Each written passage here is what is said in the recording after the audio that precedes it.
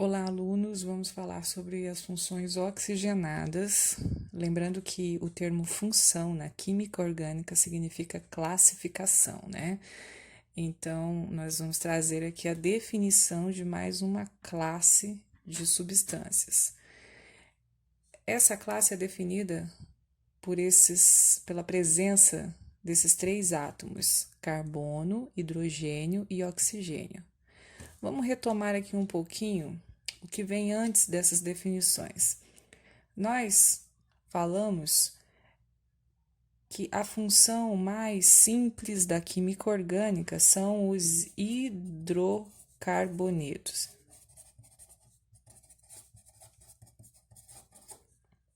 E estas substâncias são formadas por apenas os átomos de carbono e hidrogênio.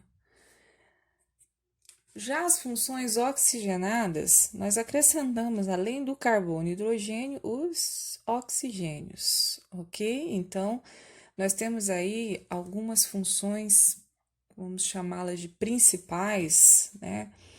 Que são o álcool. Para quem ainda não assistiu a minha aula, que eu falo especificamente do álcool, volta lá, tá? Você pode assistir para ver maiores detalhes. Nós temos aldeído e temos a acetona, que é o que nós vamos comentar hoje, tá? Ficou borrado aqui, mas tudo bem. Bom, então nós temos aqui três classificações diferentes, né? Mas todas estão dentro das funções oxigenadas, porque o que elas têm em comum? A presença do oxigênio, tá bom? Muito bem, então vamos dar continuidade aqui na próxima folha.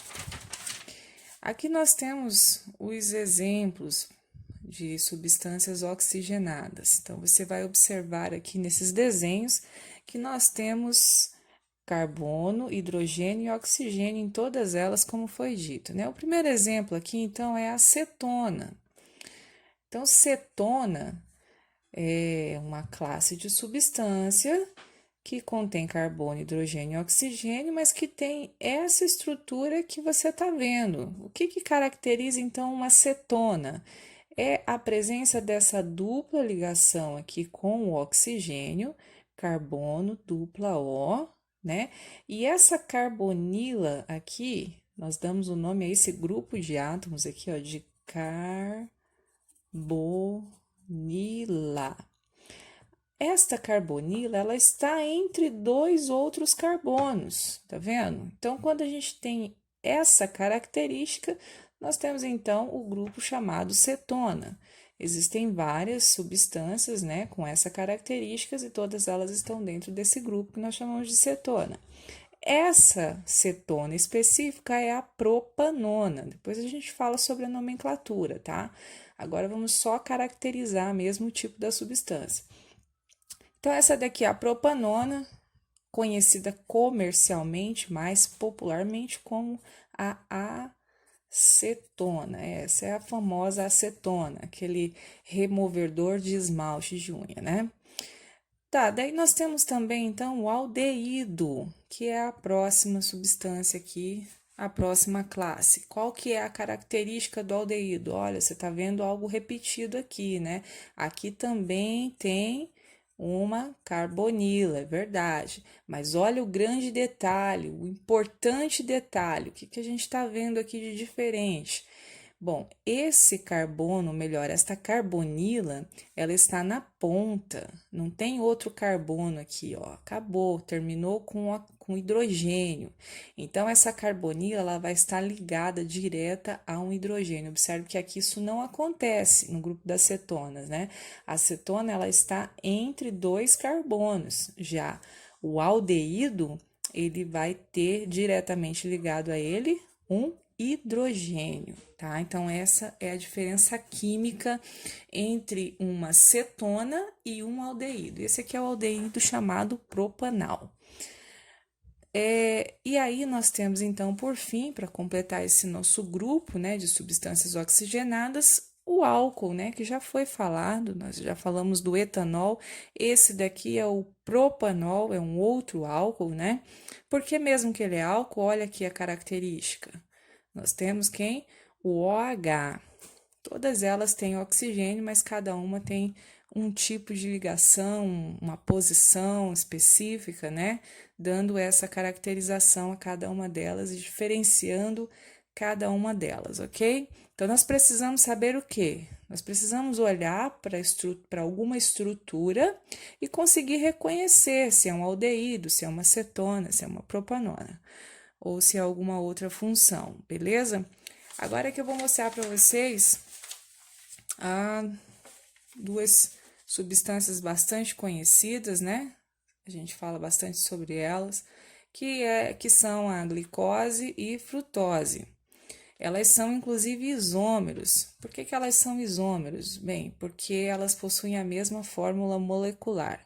Ah, e por falar em fórmula molecular, vamos voltar aqui um pouquinho. Olha só o que acontece. Aqui nós chamamos de fórmula estrutural, beleza? Mas existe a fórmula molecular, que é, vamos dizer assim, o resumo da fórmula, né? Uma fórmula mais compacta possível.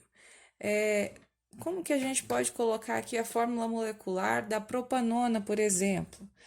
Então, a gente vem aqui e conta quantos átomos de carbono nós temos na molécula, né? Escrevemos aqui o símbolo do carbono, contamos quantos tem, são 3. Fazemos a mesma coisa com o hidrogênio, que aqui neste caso nós temos 6 hidrogênios, né? E por fim, nós colocamos o último átomo aqui, que é o oxigênio. Como só tem um, não preciso colocar um aqui. Portanto, a fórmula molecular é o que? C3H6O. Vamos observar aqui o propanol, fazer o mesmo exercício, ó. C tem quantos? 1, 2, 3. Hidrogênio, quantos nós temos? 3, 5, 6. H6. E por último, O. Ó, não precisa colocar um. Observe que eles têm a mesma fórmula molecular. Quando substâncias apresentam a mesma fórmula molecular, nós chamamos elas de isômeros. Possuem mesma fórmula molecular, porém são substâncias diferentes, ok? Então, você já viu aí a definição de isômeros. Vamos fazer aqui, por fim, o propanol. Propanol, a gente tem 1, 2, 3, C3, propanol, né, na verdade. Aí, hidrogênios, nós temos 3, 4, 5, 6, 7, 8, certo? E por último, o oxigênio. Então, aqui a gente tem o C3H8O. Ele não é isômero dos outros anteriores, tá vendo? A gente tem aqui uma fórmula molecular diferente, tá bom? Vamos prosseguir, então, voltando aqui na glicose e frutose. Então, havia dito que elas são isômeros. Vamos conferir se realmente são isômeros? Vamos contar quantos carbonos nós temos. Nós temos 1, 2, 3, 4, 5, 6 átomos de carbono, C6. E aqui desse lado, 1, 2, 3, 4, 5, 6, também 6, né? Vamos conferir os hidrogênios? 1, 2, 3, 4, 5, 6, 7, 8, 9, 10, 11, 12.